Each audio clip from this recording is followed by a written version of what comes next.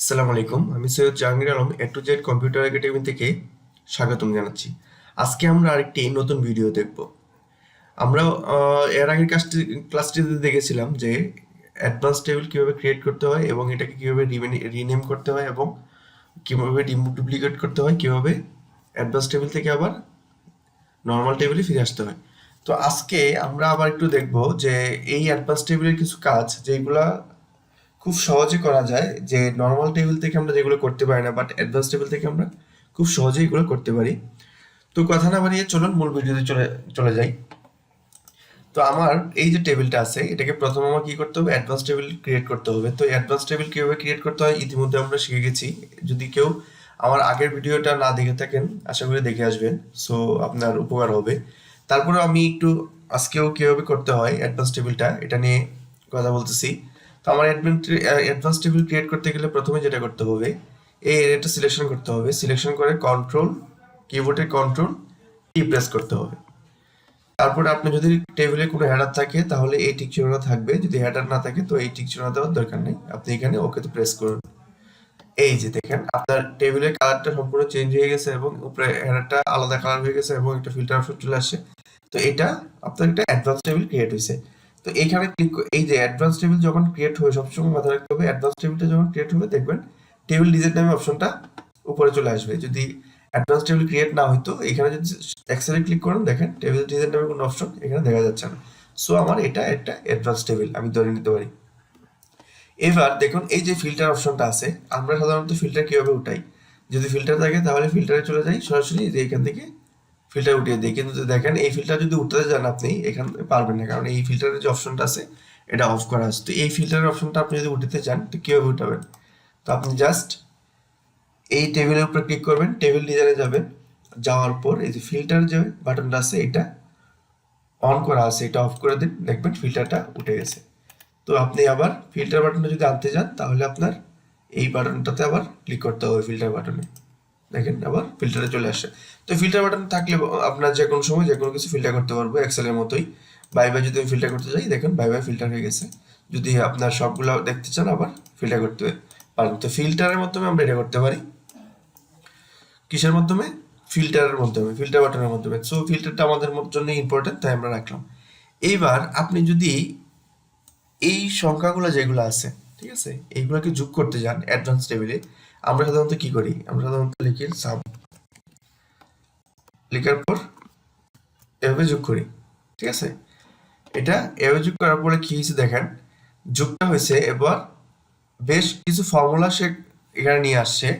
সাধারণ যেভাবে যোগ করি আমি যোগ করলাম, যোগ করার পরে আবার দেখেন এখানে একটা কি দিয়ে দিছে, ড্রপ ডাউন লিস্ট এনে দিছে। ড্রপ ডাউনে ক্লিক করার সাথে সাথে সে বলতেছে এখানে এভারেজ, এভারেজ যদি করতে চান আপনি এভারেজে ক্লিক করুন, ঠিক আছে।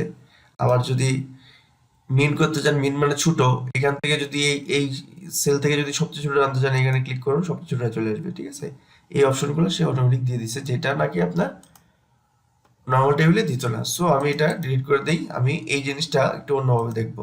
কিভাবে দেখব, আমি অ্যাডভান্স টেবিলের উপরে কাজটা রাখলাম, রাখার পর টেবিল ডিজাইনে যাব, যাওয়ার পর আপনি এই যে দেখবেন টোটাল রো যেটা অপশনটা আছে, টোটাল রো অপশনটা এই এখানে একটা টিক চিহ্ন দিয়ে দিন, টিক চিহ্ন দিয়ে দিলেন, দেখলেন এই যে দেখেন একটা টোটাল লেখাটা চলে আসছে এবং এই যে সামটা আছে এই সামটা চলে আসছে। সামটা কিসের মাধ্যমে আসছে দেখেন, আপনি ফর্মুলা বারে দেখাচ্ছে সাব টোটালের মধ্যে সামটা চলে আসছে।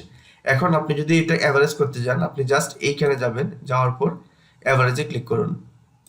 এই যে দেখেন এই সংখ্যাগুলোর অ্যাভারেজ কত, এই যে দেখেন এই সংখ্যা 7987, 7987, ঠিক আছে, 7987।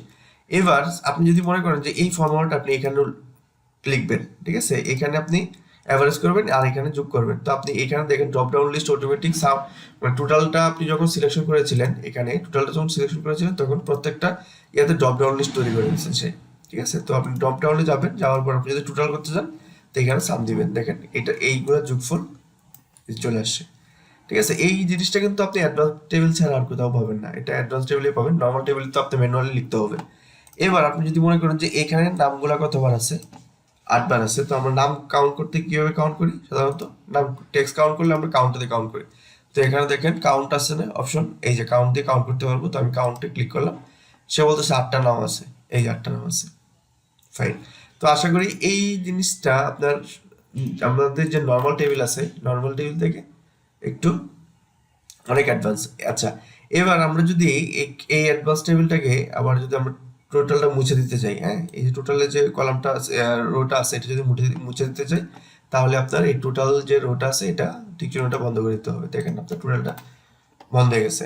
এবার আপনি মনে করেন যে আপনার কিছু ডাটা বাড়লো, ঠিক আছে, কিছু ডাটা বাড়তে পারে না, যে এখানে 2 দিনের ডাটা বা 1 দিনের ডাটা ছিল, আপনার আরো কিছু ডাটা বাড়লো, তো এটা হতে পারে গুলশানের এটা দেন। দেখেন গুলশান যখন এটা দিচ্ছেন, গুলশানের জন্য সে অ্যাডভান্স টেবিলে আবার গুলশানের জন্য একটা পুরা রো নিয়ে নিয়েছে, ঠিক আছে, এবং এই টেবিলের অ্যাডভান্স টেবিলের রেঞ্জের মধ্যে নিয়ে নিয়েছে। আপনি এইগুলাতে যে ফেসিলিটিটা ইউজ করতে পারবেন অ্যাডভান্স টেবিলে, এই গুলশানের জন্য আপনি সেম জিনিসটাই ইউজ করতে পারবেন। এবার আপনি যদি অ্যাডভান্স টেবিলে ছোট থেকে বড় করতে যান এবং বড় থেকে ছোট করতে যান, তো এটা কিভাবে করবেন? তো বড় থেকে যদি ছোট করতে যান, তো আপনি এই যে ফিল্টার বাটনটা আছে, এখানে ক্লিক করুন। ক্লিক করার পরে আপনার এই যে দেখুন উপরে কি আছে, স্মলার টু লার্জেস্ট আর টু লার্জেস্ট টু স্মলার। তো আমি যেহেতু বড় থেকে ছোট করবো, তো লার্জেস্ট টু স্মলার ক্লিক করবো। দেখুন আমার এটা বড় থেকে ছোট হয়ে গেছে, ঠিক আছে। এইবার এটা তো আমরা সাধারণ ইয়াতেই করতে পারি এক্সেলে, কিন্তু এটার মধ্যে মাল্টিপল ফিল্টারও করতে পারবেন অ্যাডভান্স টেবিলে। মাল্টিপল ফিল্টারটা কিভাবে করবেন? আমি তো এখানে বড় থেকে ছোট করলাম। এবার আমি যদি টেরিটরির মধ্যে বড় থেকে ছোট করতে চাই, মানে প্রত্যেকটা টেরিটরি বড় ছোটটা আগে বড়টা থাকবে, তারপর ছোটটা থাকবে, আগে বড়টা থাকবে, তারপর ছোটটা থাকবে।